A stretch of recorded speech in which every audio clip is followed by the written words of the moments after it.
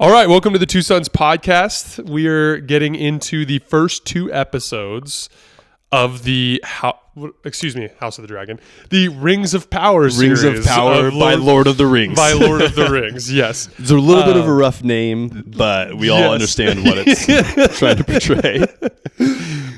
Couple of things. For $1 billion, they could have gotten a better name. Yeah, they could have employed a better namist. This was by far the most expensive production, pretty much in the history of television. I'm pretty sure. Yeah.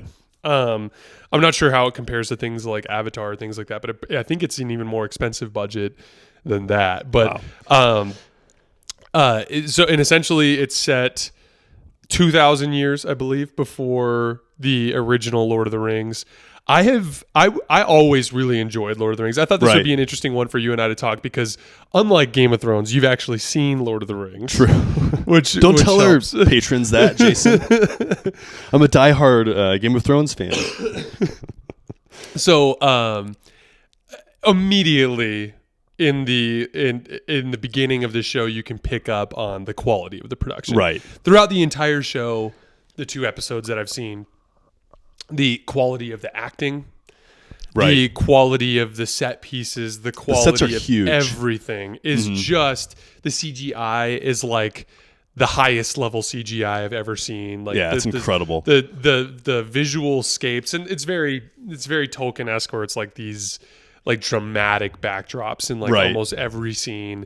I wanted to start there because like here's the thing, like so the alleged backstory is that Jeff Bezos wants to have a culturally resonant show the same way that Game of Thrones was for HBO. Now, he's had successes. Like The Boys is one of the most popular shows on television right now. Excellent show. One I highly recommend. One that I'd like to talk about on this show, but we have to get this guy on board. It's a little violent. I'm getting a new job soon, Jay. Yes, so we might have to have you binge through The Boys at some point. And just get terribly depressed. I watched the first episode. I was like, man, this is a lot. It's a lot. I'm not watching anymore. It's a lot, dude. Anyway, so he essentially is not interested necessarily in making a profit off of this show. It's just more it's kind of like a legacy play from Bezos. And look, like if this show is the answer to the question, if there was no limit to what you could spend, what could you make in terms of a movie? And holy shit, is it incredible. It's good. And it's super impressive visually. Yeah, it's like, and Jeff, if you want to spend a ton of money making Lord of the Rings, I support you. Yeah, exactly. I support you. You do you, my friend. I'd rather have him do that than, I don't know, like build Mars landers and shit like that. I agree. It is what it is. I agree.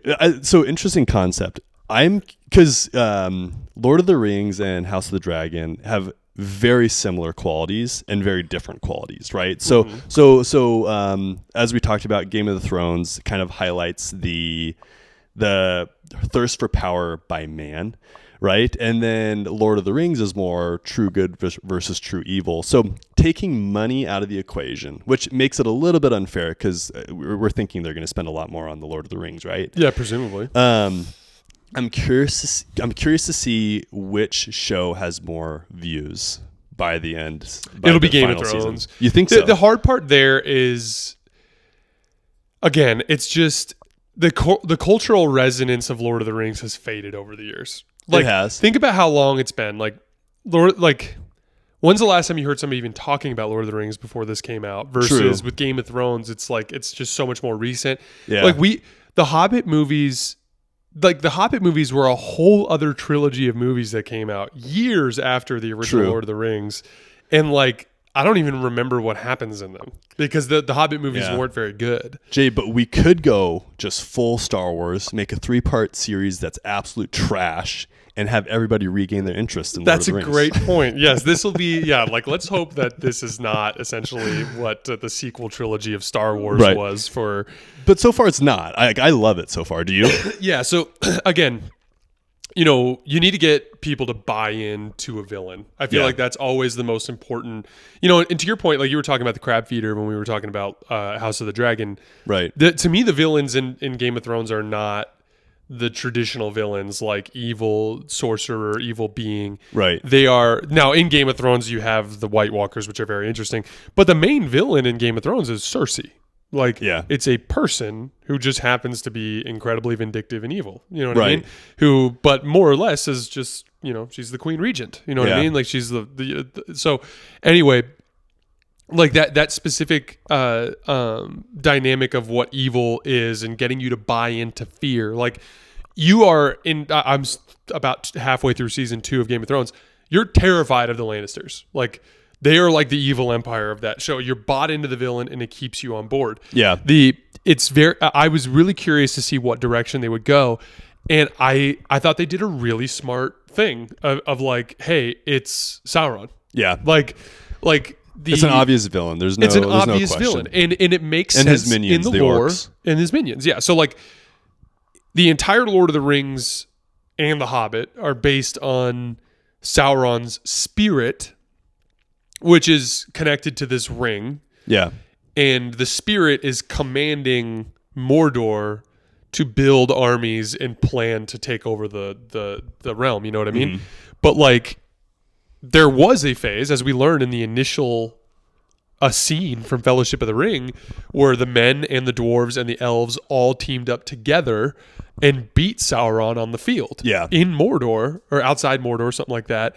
And at one point, one of the men, I can't remember exactly who, Isildur, I think is his name. Isildur ends up cutting off the fingers of Sauron and essentially kills the body, right? But the ring survives, and then he goes into the lava and he's gonna throw it in, and he just doesn't do it, and then everything's messed up. Right. But that's the thing is like what's really cool about this is from the beginning. From the opening scene, you are completely invested in the villain. Right. Like, this is Sauron in his physical form.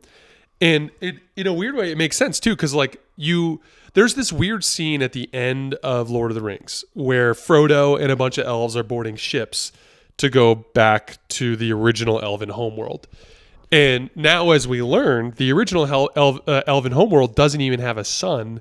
It's like lit. It's like a realm that is lit by these trees. Yeah, by the trees. Yeah. And essentially what happens is this Morgoth or whatever, who apparently is Sauron's master, like a more powerful version of Sauron.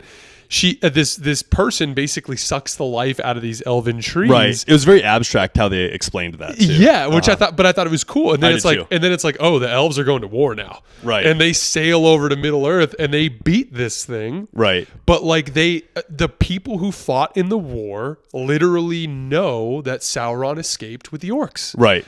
And so from that standpoint, like, they're like, no, this is not over. Right. But like all these young elves are like, we haven't seen him in a while. Yeah, we haven't seen him in a while. Like, everything's fine. Right. You know, like, right. And so like, you're so like invested in Galadriel's mission. Like, Right. you're just immediately, you're like, no, this is real. Sauron's out there. He's got the orcs. Yeah. He's coming back. We have to do something. It's like, I'm all in. I don't need anything more. I'm invested in the show now. You know what I mean? It's super, super cool. And then I loved how it was like her traversing through like all these different spaces, including that snowscape that she was on with the snow troll.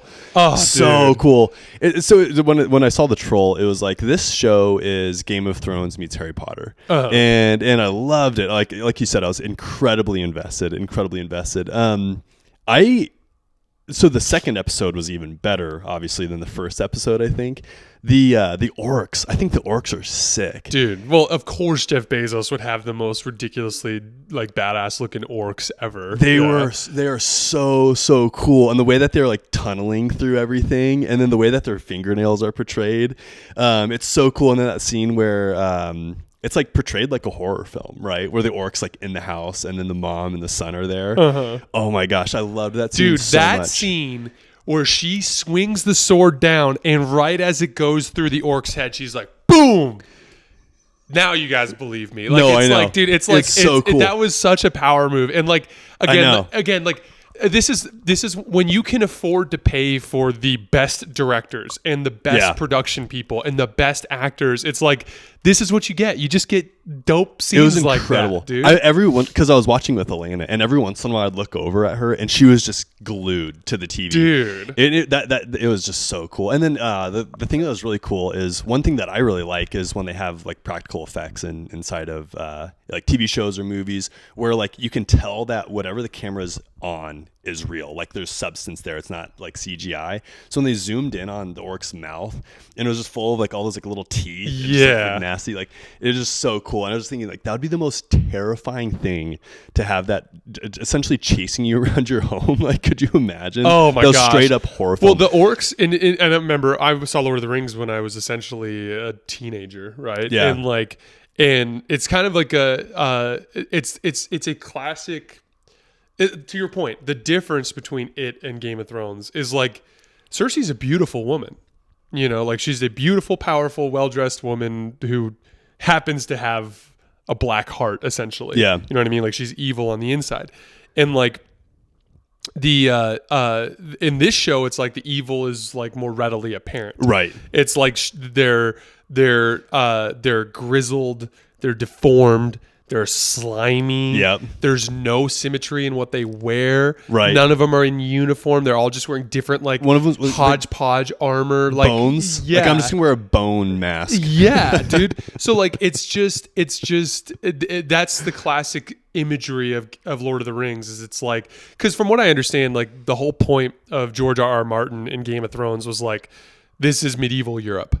Mm-hmm. Like this is what it was like with the dynamics between the kings, and the power plays with the royal lines and stuff like that.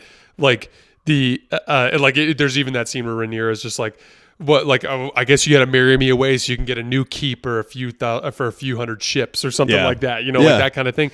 But it's like, no, Lord of the Rings, it's like, this is the evil, this is the good, right? And it's and there's kind of like a little bit of a gray area in the middle. Like there's definitely a little bit of that vibe where it's like orcs on the far evil side, and then like elves on the far good side, and then like the dwarves and the men are kind of like in this gray area in the middle. You know what I mean? know. The elves are almost like annoyingly perfect. Yeah, and which is like you totally get why the dwarves and the men are like, screw these people. I know. You can leave my city. It's fine. We don't need you anymore. Yeah, exactly. I don't blame them at all. Well, because presumably there's like because they hint at this on the first episode when that elf is pulled away from the wall because of the letter that comes out from the king saying that they're no longer going to man the watchtowers and stuff. Where like he goes, they've been there for like 70 years or something like that. Crazy like that, and like, but he hits like a bar on the way out of town, and one of the locals is like mad because apparently like the elves are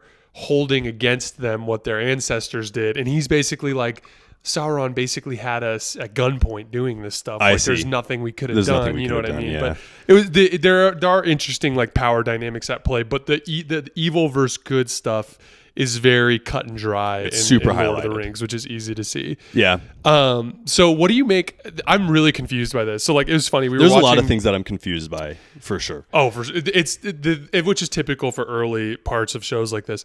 But so Carly and I are watching the first episode of Lord of the Rings, and the elves are getting ready to disappear into the. First of all, Carly and I are like, do they have to just hold their swords up like this the entire sailing trip? Like, no, I know, just burning the deltoids. I know, you're totally right. There's so many questions, and like, who's piloting this ship? Yeah, who's piloting? Like, how long does that ride take? Because presumably they've just been standing there like idiots for years, for months, like traveling across the Atlantic Ocean. Well, and then why don't all the elves go to that like land of milk and honey area that they're going to? Like, what is that place that they're going to? No, like, they're going back home. So they're going remember home. where the trees were, right? Yeah, and so like a certain constituent, some force of elves went over to Middle Earth, and they're still there. Shit up. Yeah, and now they're still there, but they're like, it's clear that they've settled that area because they've built cities and stuff there. Yeah, so it's clear that they're keeping some of the elves there. But the apparently it's like a reward for their military service that they get to send them home. And then they get to stay there forever. And they get to stay there. And in that place, elves do live forever. Because remember, they didn't even know what death was until they went to Middle Earth, remember? And then she's like, we have many words for death now, like that. I see. But like as the boat is like getting ready to disappear into the new realm, there's like that meteor in the sky. And I'm like looking over at Carly, I'm like, what if this is just like some sort of ridiculous like artillery round from Sauron that's just From the being, Death Star. that's being like fired from the north, and it is just gonna like come down and slam into this That boat actually would've and been just pretty tight. destroy it. Yeah. Yeah, that would have been kind of cool. That's what I was half expecting to happen, and I'm like, here we go, and then like right as the meteor hits the ground by the Harfoots, Yeah. like she jumps out of the water and lands into the ocean. Right. But, so, I have no idea who that character is. The stranger, I think, because I like to listen. They call to him the this- stranger? Yeah. Yeah, for the subtitles, I'm pretty sure I noticed that they called him the stranger. But yeah, I have no clue what is going on with him. I thought maybe like what it'd be cool if it was like Gandalf, Oh. but like I doubt it. Oh, like a wizard? Yeah, like a wizard. Maybe that's how. Because so there's a scene where Gandalf gets pissed at Frodo in the house, and Gandalf like yells at him, Yeah. and like the room goes dark. Right. I Remember that scene? Yep. Yeah. That's kind of like the vibe I got when he first was like talking to the Harfoot girl. Right. You know what I mean? He definitely has wizard vibes. And maybe that's one of the ways that wizards get introduced, because I don't think they've mentioned wizardry yet. No, They we still haven't met a wizard because They still haven't, yeah. In Lord of the Rings and in The Hobbit, we meet 3 wizards. There's the Forest Wizard in The Hobbit. Mm-hmm. There's Sauron, and then there's Gandalf. Yeah. So they are like a specific, power player within Middle Earth. Yeah. So we have to meet one eventually, and maybe it's the stranger. Actually, I if I had to put money down, I think that the stranger's a wizard.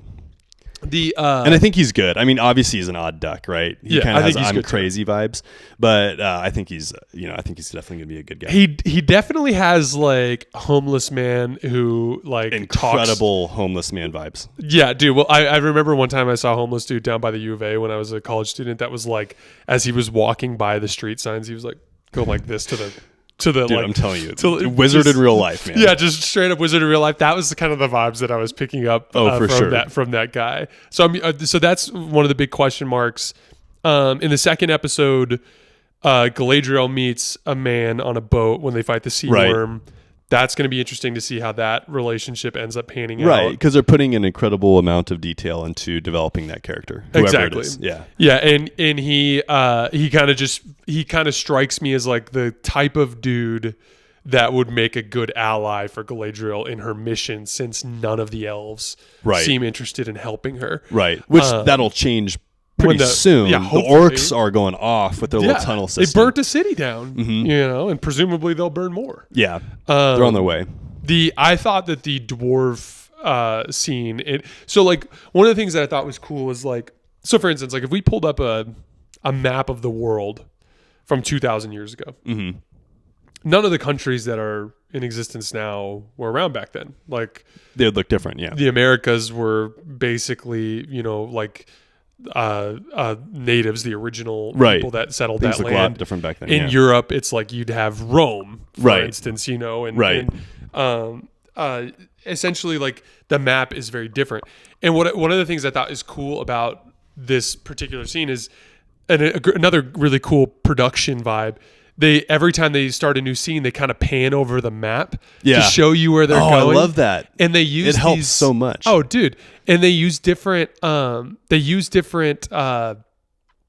names for each of the place. Yeah. Like I'm pretty sure when they say the Westerlands, I'm pretty sure that's Rohan, from where the horse riding tribes were. I see, In yeah. the earlier Lord of the Rings, right? And like so everything's different, but there was one that was the same.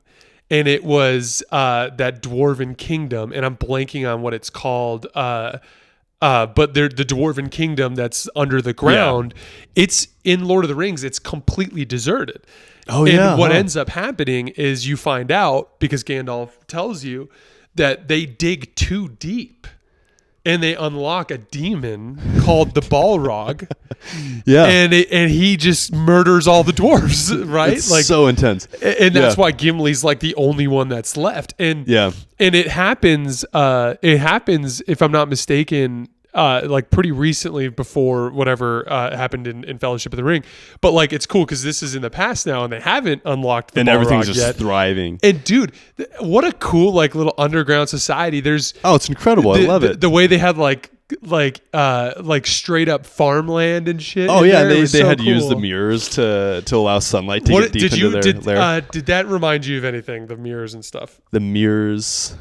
Oh no, you didn't actually get through. Okay, Luke never finished Jedi Fallen Order.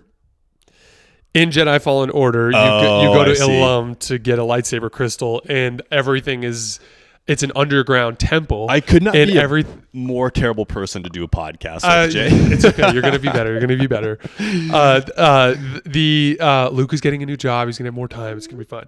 But the temple is lit by similar concepts, cool. basically refracting light from small holes elsewhere. Yeah. And they can direct it in different places and like melt ice or illuminate rooms or do whatever. Cool. It was a really, really interesting concept. Don't Egyptians do that? Hadn't like the Egyptians used possibly? Some of that I haven't technology? Specifically read about that, but I wouldn't be surprised. No, that was cool, and I really liked the sapling. So what's his name? Durin, and just an incredible actor. Oh, Durin and his wife, incredible actors. I loved that scene. She's got some chops. Did you notice that? Oh yeah, I said the same thing to Carly. I'm like, does she have mutton chops? Yeah, she's got better facial hair than I do. No, that was super cool, and I liked the stone breaking scene. That was too. So cool, dude. Just like a battle of wills type vibe.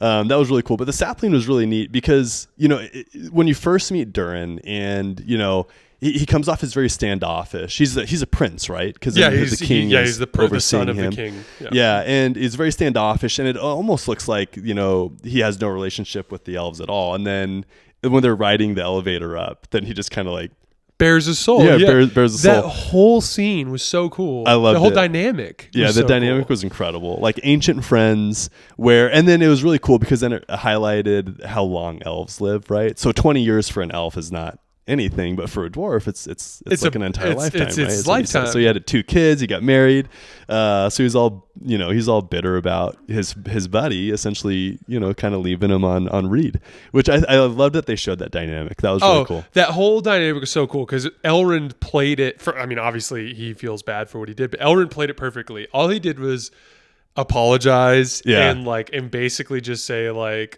I don't have excuses. Right. I'm not here to tell you why I wasn't here. Like no, I wasn't here. I wasn't a good friend. I'm sorry. Yeah. By the way, can I apologize to your wife? And that scene is so funny when he's in there. He's like one bye. He's like no hugging, no dinner, no nothing. And I loved it. It was my favorite. That scene and then the orc in the house scene were my 2 favorites from both episodes so far. Yeah. It in general, I'm 100% invested and bought in. Yeah. I'm extremely interested to see where the show goes. It's I think my guess is that what'll end up happening is it'll take a while for Galadriel to convince the elves that there's some sort of threat. Right. The one thing I'm hoping, I think it'd be really cool to build up and finish with Sauron being defeated. But what's tough with that is they can't do it from the standpoint of casting because they show Elrond as the grown version of him in that battle. He's the one who walks with Isildur into Mount Doom. I see. And says, cast it into the fire. And he won't do it. So like, I'm curious to see how they do that. I would totally be cool to recast. I'd be totally cool if they showed young Elrond and just reshot those scenes. I see. I think when in doubt, don't trap yourself under that kind of stuff. But I think that would be a really cool spot to end the show and to show the build up towards that, like how they got Middle Earth to ally with each other. Yeah. How they got them all on the same page.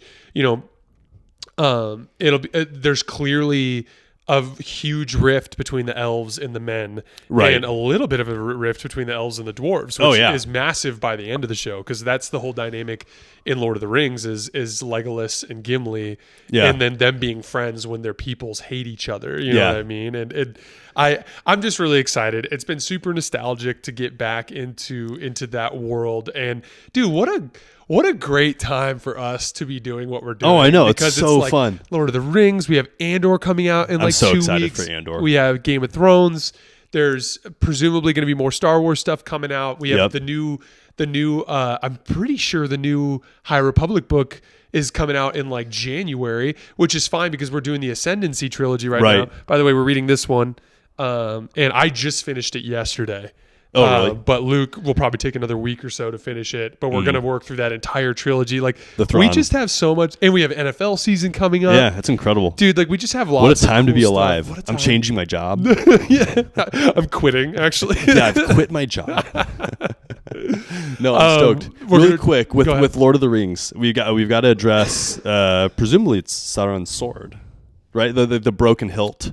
No, so I don't No? think that's Sauron's sword. I think that's just like somebody's sword that was with Sauron. I see, dude. And then it starts rejuvenating itself when it comes in contact with the blood, Yeah. a child's blood.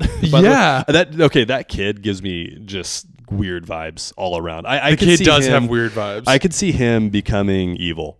Oh, for being sure. a problem, being a serious problem. Yeah, For I could sure. see that. I could see For that. sure. I think he's going to realize that sword has power, and I think he's going to go a little crazy on it. So clearly the sword has some sort of like magic attached to it. Black where, like, magic, dark as you magic. kill people, it just gains power and strength. blood. And yeah, that was really interesting. I'm curious to see where they go with that. Yeah. Was there anything else in your notes that we missed? No, there? that was it. Just the sword. I'm curious about the sword because then he like hides it, and he knows that he probably shouldn't have it. It looks like, but I think that sword is going to cause a lot of problems. Yeah, it'll be interesting. But yeah, so plan on. So Luke has about 6 weeks left of his current arrangement, where he has all his schedule and all the extra paperwork that he has to do. But he is going to become way more free starting early November or mid-November. Mid-November. Mid-November. Actually, So- early November because I've got a little break. Yeah, exactly. That's right. So early November. So what's cool about that is a couple things. Like, it's early in the morning. We're barely awake. Right. Like like Luke and I will be able to do this where we have a couple beers. That'll Yeah, be we're doing fun. coffee podcasts right now. Yeah. We're definitely beer podcast Yeah, we're type dudes. We're beer podcast type dudes. So Yeah. and then most importantly, like, you guys remember with Obi-Wan where we were able to get the episode out right away because Wednesday morning is the only day we can do this right now. And Obi-Wan was coming out on Wednesday. So I'd like wake up in the morning, watch the episode Right. first thing in the morning, come right over here and record. When we get to November, we'll be able to do something similar where we can be more quick with our episodes. But as always, we appreciate your guys' support. Support for the show has been great. Remember to subscribe to our YouTube channel as well as our podcast feeds. And I have a little Linktree thing that I post under every one of the episodes where you can follow us on all our socials. But we appreciate you guys rocking with us, and we'll see you next week. Thanks a lot.